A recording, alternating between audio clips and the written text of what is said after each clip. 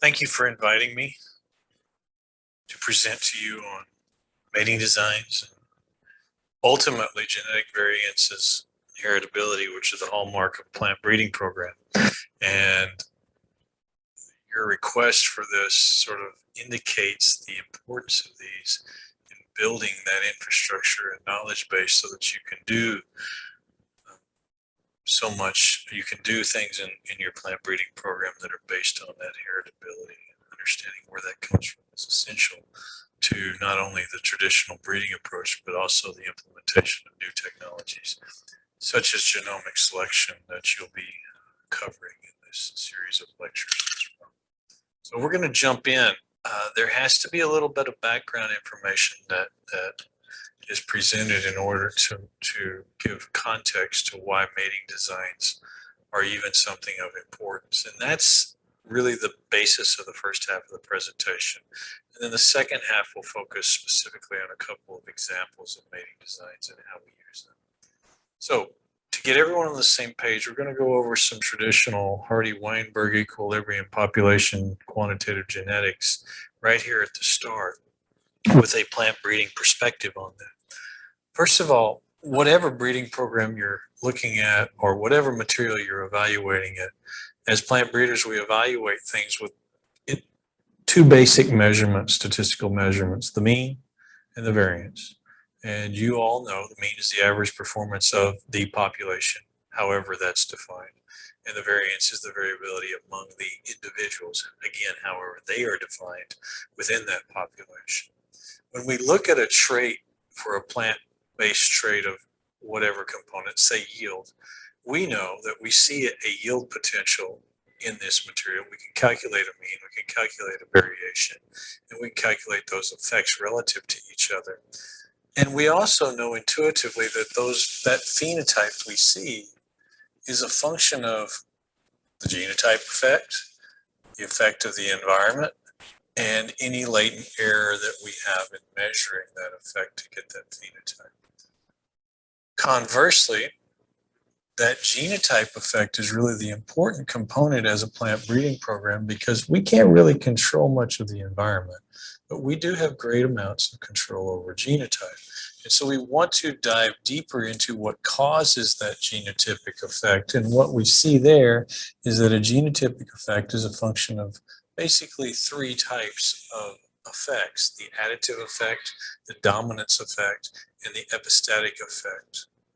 These three effects reflect the different types of genetic interactions that occur within a genotype, between genotypes, and it describes the interactions as they occur at the locus, both intralocus or additive and dominant within the locus, or interlocus between two different genes that are influencing a trait in the case of an epistatic effect. Now today we're going to really focus on additive and dominance effects and variances because there's simply not enough time to dive into the epistatic effects. Regardless of what effects you have there, they can be partitioned and estimated. And this is what the purpose of a mating design is for, is that mating designs give you that structure to partition these relative genetic effects so that you know what sources of variation from a genetic standpoint exist in your material. And that partition is further designed, so we've just talked about the genetic effects here with the mating design, further enhanced by the fact that we put these in appropriate experimental designs from a statistical standpoint so that we can control or limit our experimental error, and we can partition away the effects of an environment on that genotype if we have more than one environment in which we evaluate. So if we look at the effect and the allele response, what happens in a particular locus for a particular trait, we can characterize it with a graph that I'm sure most of you have seen at some point in your quantitative genetics background, wherein we have the three genotypes. We have a locus segregating with allele A1 or allele A2, and a corresponding genotypic value for each of those particular genotypes. A2, A2 corresponds with minus A. A1, A1 is the homozygous favorable response with A has a value of A. And then our heterozygote sits somewhere in the middle with a designated value of D, as you see in this graph. And for this particular graph that we have, if we assign the A value as 1 and the D value as 0, we can put those stars on the graph where they belong and give that a numeric value here for each of those. And we know that an A2, A2 has a minus 1, A1, A1 homozygote has a plus 1, and the D value is 0. And when those stars align there, as they do on this graph, you see that we can draw a nice regression line between those that fits perfectly, indicating that for every favorable allele we add, we get a corresponding stepwise response, which accounts for all of the effects that we see in this model. Conversely, we do not see a dominance effect, and intuitively that should be natural to you because this heterozygote is intermediate right between the two homozygotes, and we call that a completely additive model with no dominance effects.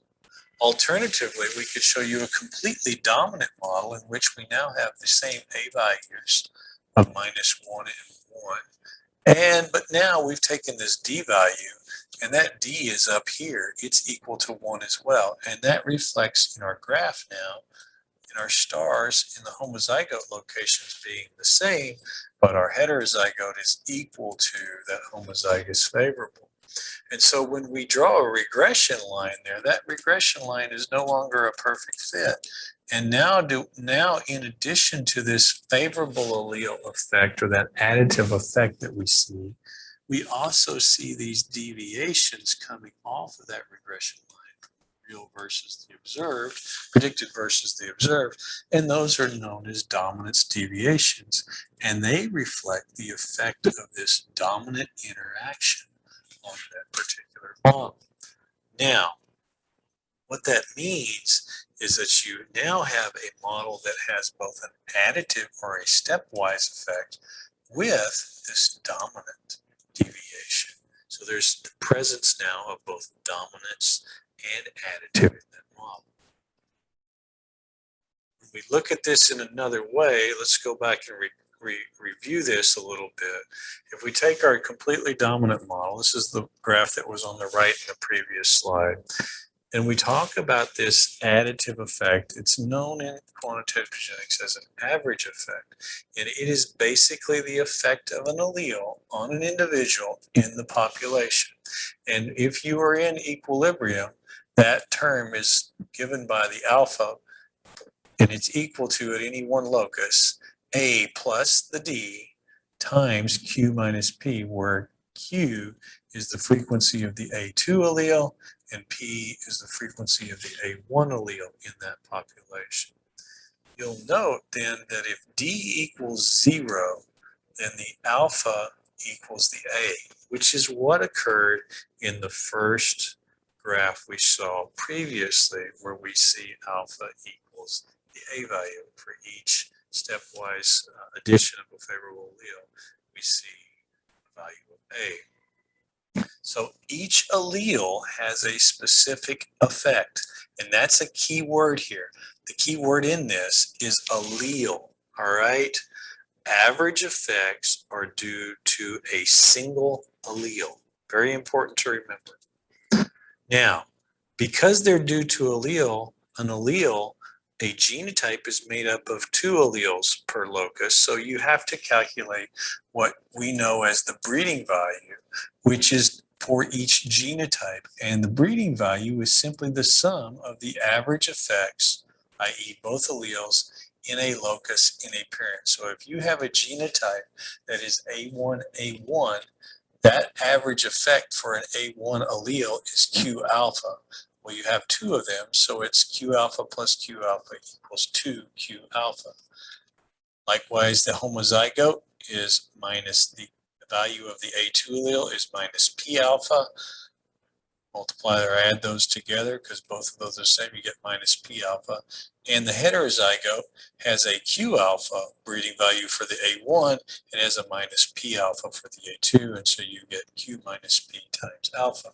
And those are reflected right here on this graph, and they represent the genotype potential to transmit favorable alleles from parent to progeny. And genotypes that have more favorable alleles have a higher breeding value. So they reflect that average effect, which reflects the additive effects that we see in a population. So average effects, to summarize them, are allele specific. They are an intralocus effect, and because you can pass an allele from a parent to a progeny, one allele, right? When you have a hybridization event or a recombination, this parent will pass either a little a or a big A to the progeny. That effect is transmissible. Hence, average effects are responsive. Additive average/average effects are responsive to selection. And breeding values summarize this on a genotypic level. Okay, so they are heritable.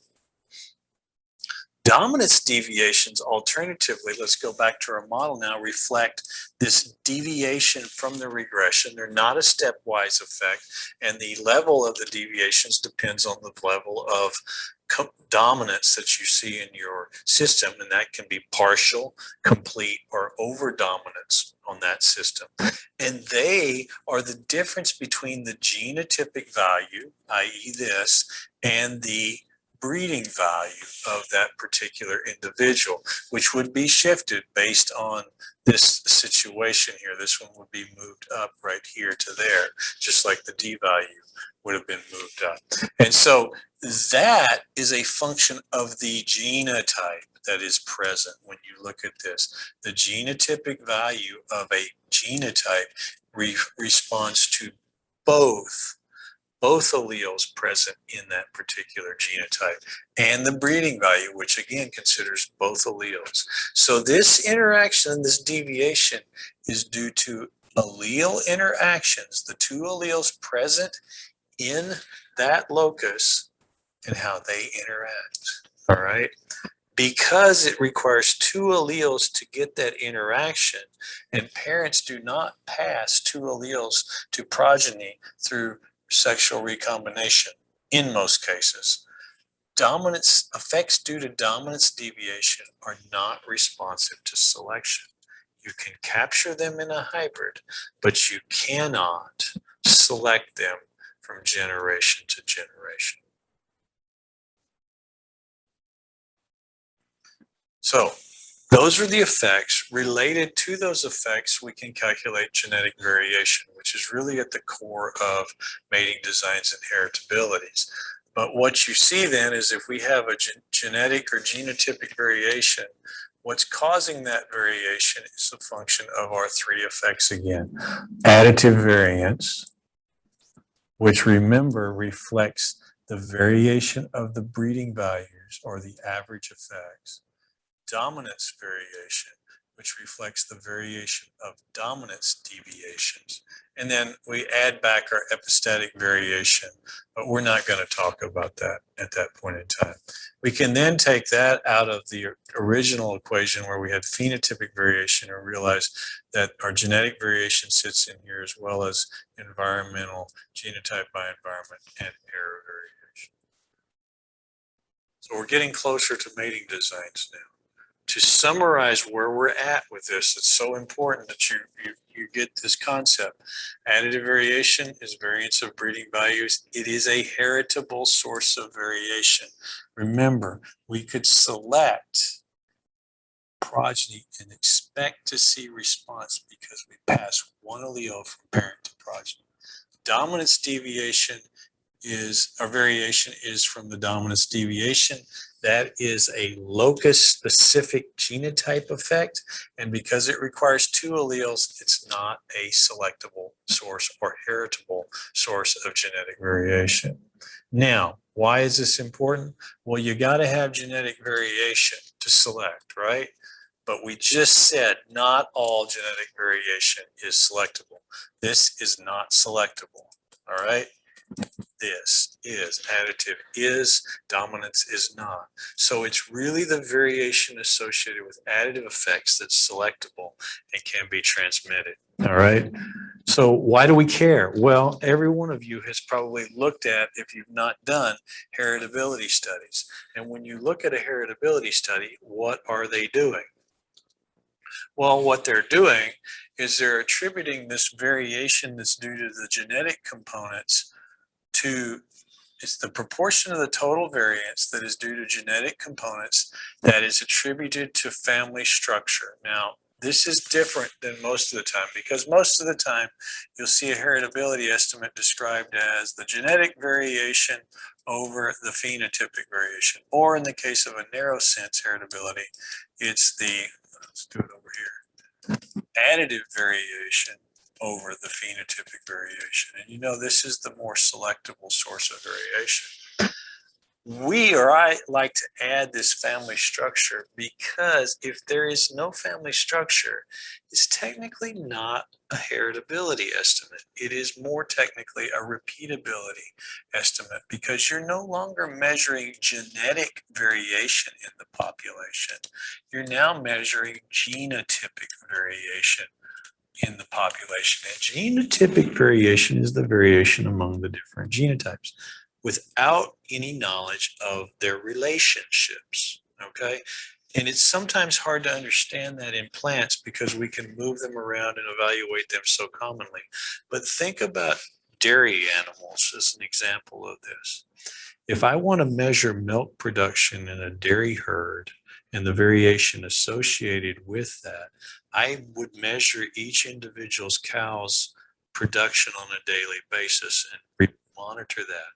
I could then take those days as replications and calculate genotypic variation among those cows, and then overlay that to total phenotypic variation, i.e. the days or different environments, and calculate a repeatability, or even a broad, what we call an H would be reported as an H2 estimate, because these systems use the exact same formulas. However, have I told you, doing that study on those dairy cows, does it tell me anything about the heritability of the trait? The answer is no, because I've not passed a single allele from parent to progeny, and I have no idea what the relationship of those individual cows are. And those individual cows themselves cannot pass progeny or alleles on to the progeny unless there's a sexual mating and then progeny are produced. So repeatability and heritability use the same formulas, but they have very different meanings and implication. Repeatability tells you, yes, I have variation among genotypes. Yes, it's highly repeatable. I can measure it consistently, but it does not give you insight into whether it's highly heritable or not. Okay. And that's where mating designs become very important, because the mating design gives you family structures and it sets the expectations for that family structure. Is the variation going to be additive in nature? Is it going to be dominant? Is it going to be combined? And that helps tell you what type of heritability estimate that you have.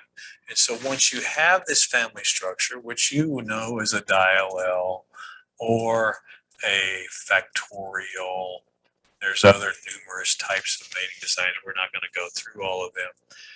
That family structure then allows you to put that in a statistical design and partition out the genetic effects and say, oh, these are additive or these are dominant. And if I have additive, then I can estimate narrow sense heritability. If I have both additive and dominant, I can estimate broad sense heritability and then partition out the sources of variation.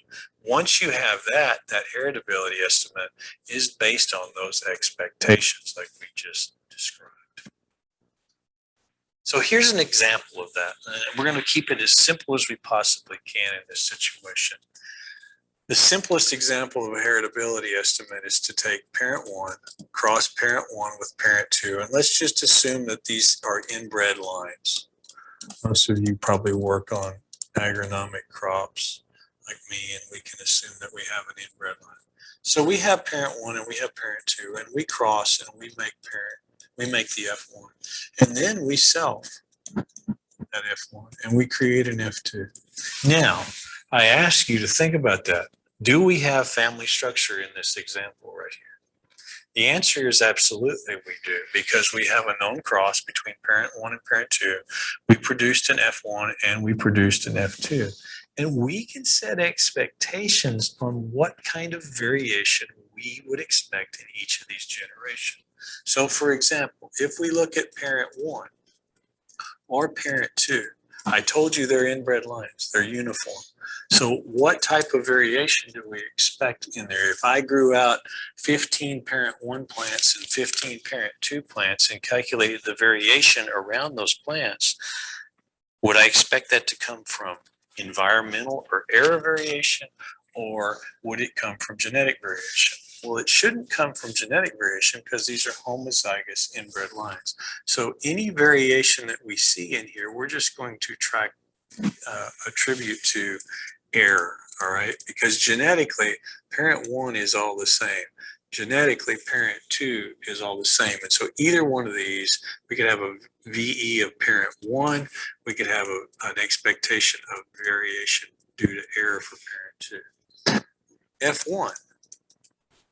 Our expectation here is if they're both derived from 2 inbred lines, that again, any variation among individual plants in here would be due to the error, spatial variation in the field. Now, if we look at F2, do we expect genetic variation in this? Absolutely. We expect that it's going to segregate, right? And if it's segregating, what types of genetic variation do we expect to have in there? Would you expect additive variation? Yes. Would you expect dominance variation? Very much so. You probably would expect both of those in there. So the genetic variation that we have here, and there's probably, just for funs, there's probably some epistatic variation in there as well. In addition to all of those, what else is in there? Well, it's subject to the same error variation that your other 3 generations are subjected to. So now I have the way and ability to calculate the variation that's associated with genotype right here simply by taking the variability of the F2 and subtracting. Let's just say we just used the variability of the F1.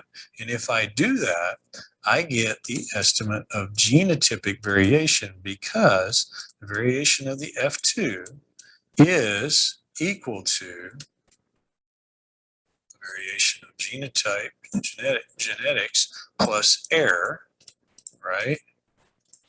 And then I'm going to subtract from that the variation of the F1, which only has the variance due to error.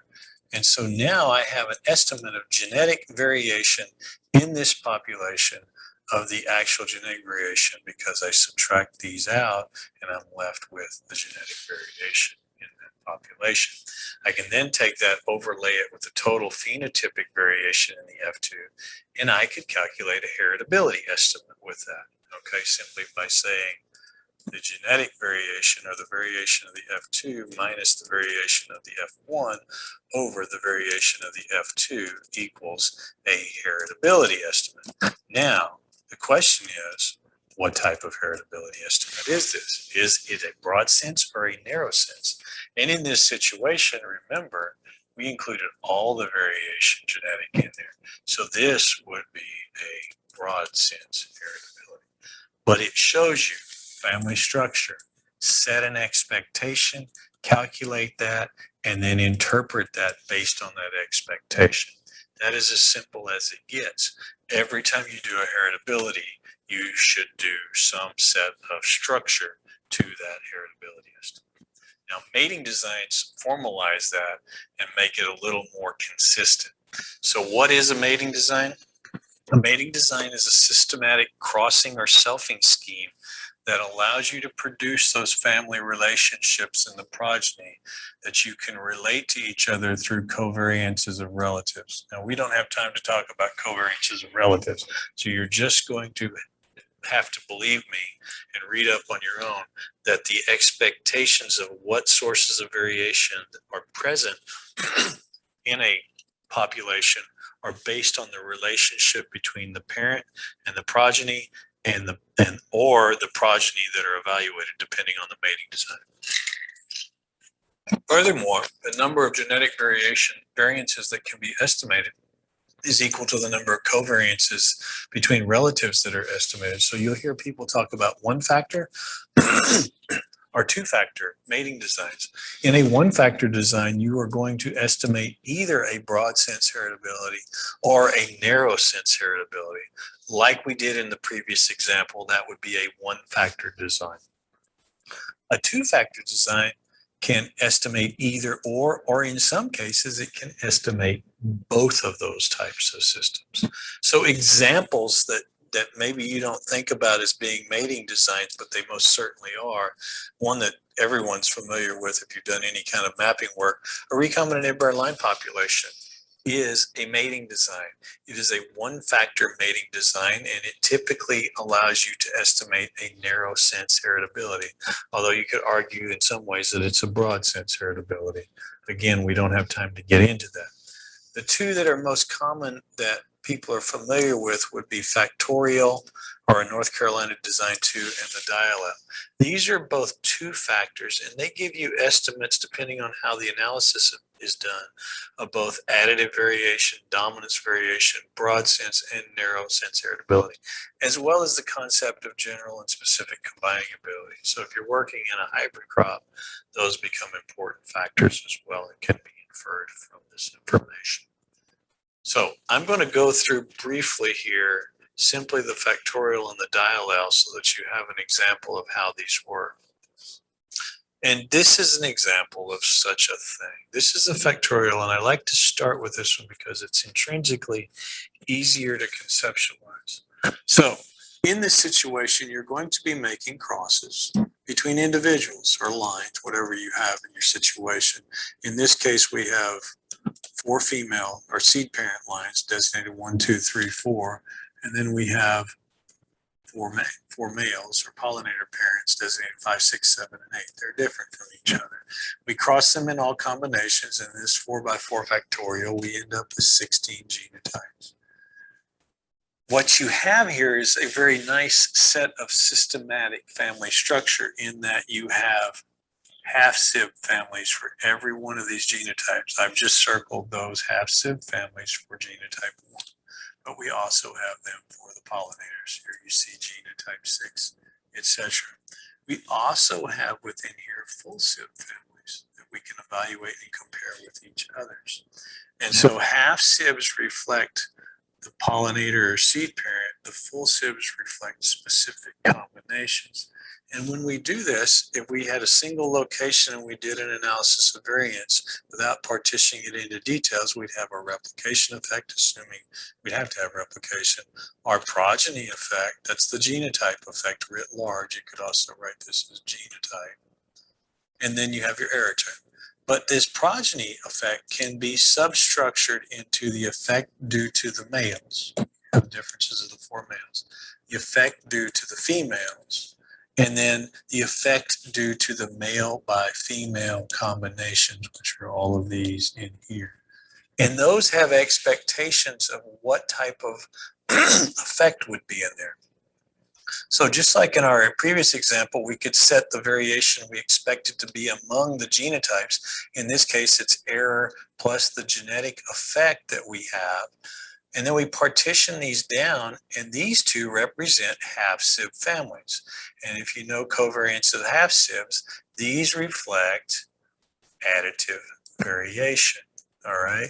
And so the effects associated with these are reflecting the variance associated, the additive variances associated with the males, the additive variance associated with the females, and then this down here is associated with dominance variation because of the specific combinations that you have.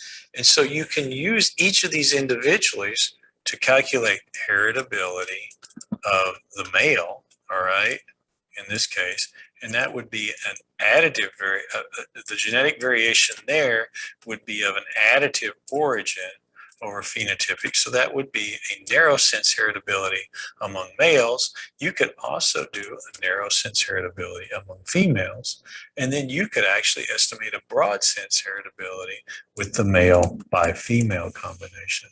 So you could estimate all three with this type thing. You can also get general combining ability, which reflects the average performance of hybrids with male 5, for example, compared to the rest of the test, or with females that way, and say 5 is greater than 6 in relative performance from that standpoint. So it has applications from both a breeding and a variation standpoint. The diallele does very much the same thing in a little bit different way. It creates, there's all kinds of different diallels. A true traditional full diallele, you would have 4 genes, the same structure we had in the previous slide. You'd have 4 parents, but in this case, the parents are used as both males and females, and you make all combinations. You can even include the selves if you want, but you don't have to, in both forms. So you'll note here that this side, these hybrids are simply a reciprocal cross using the other parent as the female on the other side.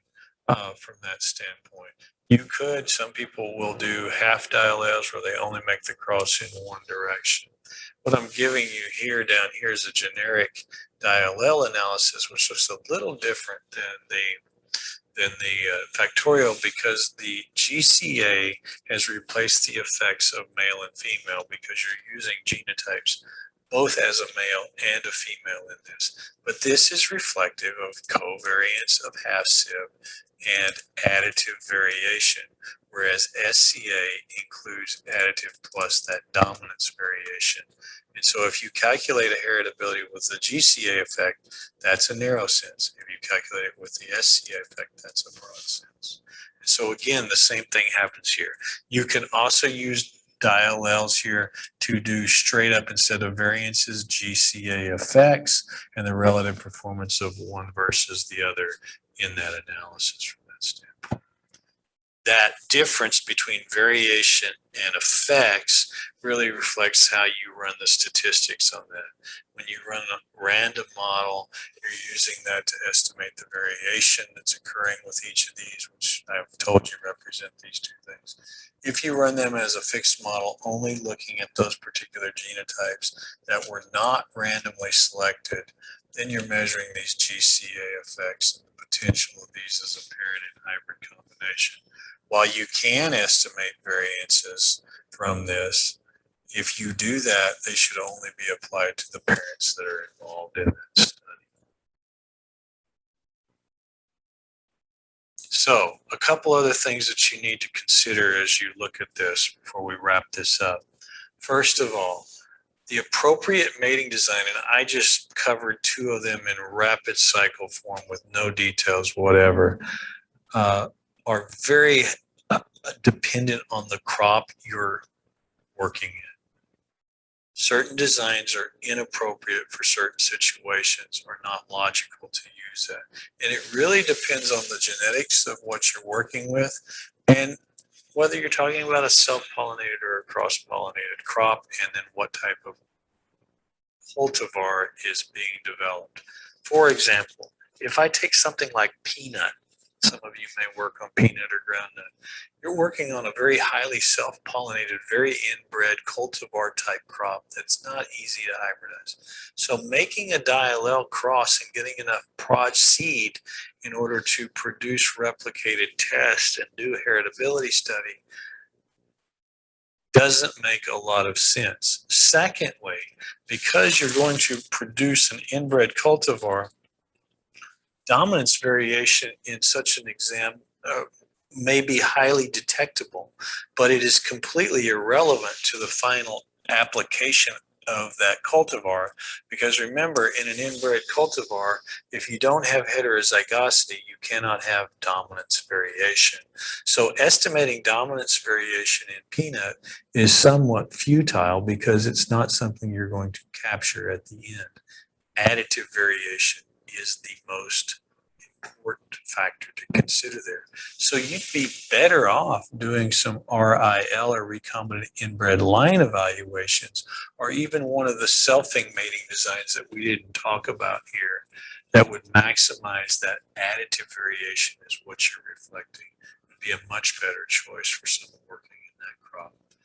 Now, a second example would be sorghum, in which again it's a self-pollinated crop, but in many parts of the world hybrid cultivars are grown.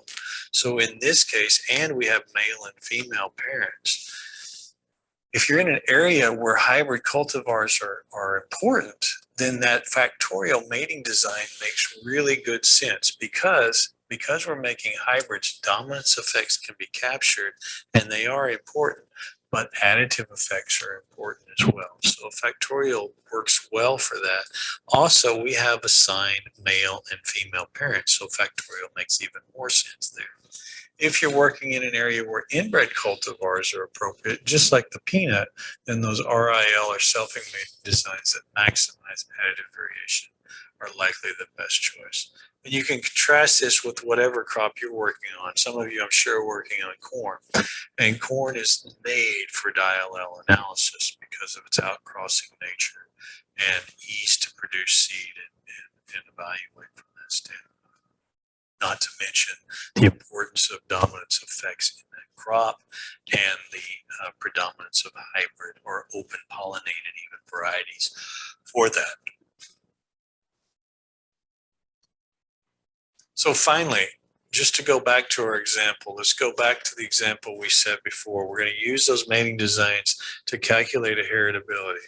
We're going to define the type by the source of variation that we have in the numerator, which is the variation due to the progeny, but depending on how that. And then the basis of that heritability is based on the data collection and the statistical analysis. So you'll see here, I have two types of heritability written out here. One is a plot basis, where we measure individual plots. The second is an entry mean basis, where we have multiple locations and we average across replications within a particular environment. And you see here that this one is going to be higher because there's divisors on these progeny by environment terms and the error terms, which are going to reduce them relative to this progeny effect. And that's comparative to the heritability on a plot basis. So as an example here, let's go back to our factorial design here, where we have the expectations. And as I told you before, the expectations are for both males and females. If we plug that source of variation in, we're looking at additive variation due to males and females respective. And if we observed a mean square value right here of, let's say, 30 for the, let's see which one, I use 25 down here. So if we're going to calculate the variance due to males, that variance due to males is going to be the mean square of the male, this one right here, minus the mean square error right there. That's going to give us an estimate of this term divided by R. And that is 25 minus 10 divided by, let's say there's 3 replications in this test. I didn't put that in the table. And that's going to give you a value of 5. So the value of variance of the males is 5, the total genotypic variation in those males. If we take that then, and we want to calculate heritability on a plot basis, that's going to be the genetic variation due to the males over the variation of the progeny, which in this case, again, is the males, because that's what we're using, plus 10 for the error, which comes from right here. And so our heritability would be 0.33. That is a narrow sense heritability because remember, it only contains additive variation based on our expectation of covariances of relatives. On an entry mean basis, use the same formula, except now we're going to adjust this error term a little bit. We're going to divide that error term by 3 because that's the number of reps we have. And in that case, it's 5 over 5 plus 10 divided by 3, which comes out to be 0.6. And you'll see that that replication and accounting for that gives you this bump in heritability. It's another reason that we always want to replicate aggressively in our studies, because it will enhance our accuracy and our ability to get those numbers more reflective of what is actually occurring. So that's how you use a mating design to look at effects, calculate heritabilities, set the expectations of what those heritabilities are. I've gone over a lot of material very quickly, and I'm sure that some of this is lost, but think about it and see how it works into your system. So in summary, mating designs provide family structure in a form applicable to the crop. And that's important because it gives us the ability to assess these populations or materials for their breeding utility, i.e., what is their general and specific combining ability. It allows us to estimate the genetic effects and variances that exist within that material, i.e. your additive effects and variance, your dominance effects and variances, and the heritability associated with those traits. And then finally, you're going to choose those mating designs appropriate for the crop and the cultivar type. Because ultimately, if you're going to use this to improve your materials, you have to work within the biological constraints of the crop that you're working on. So genetic effects, then, remember this, the basis for all of our selection and heritability, that it's the additive effects that are allele-based, i.e. they can be transmitted through the gametic phase from parent to progeny, are selectable. Dominance effects are locus-based, i.e. they respond to a particular combination of two alleles, and they do not transmit from parent to progeny. Therefore, they are not selectable. Remember, they can be captured by judicious use of two inbreds that may differ at certain alleles and manifest a dominance effect. Finally, and we didn't talk about this much, but epistatic effects and the variation associated with them can fall into either of the previous two in terms of their selectability or not selectability, depending on the type of epistasis that might exist. And that's outside the purveyance of our discussion today, but it is something that I would encourage you to look into in the future. All of this should help you when it comes to thinking about genomic selection and how things are responsive, because ultimately when we talk about these things, genomic selection becomes the manifest of bringing these additive and dominant effects together and making predictions. And that's why understanding this is so important to modern breeding, because if you don't have this basis, you cannot extrapolate to what we see in these statistical models that are being developed today. With that, I hope this was helpful. I'll be around for questions on May 20th, and bring them. I'll be happy to answer any that you have if I am able to.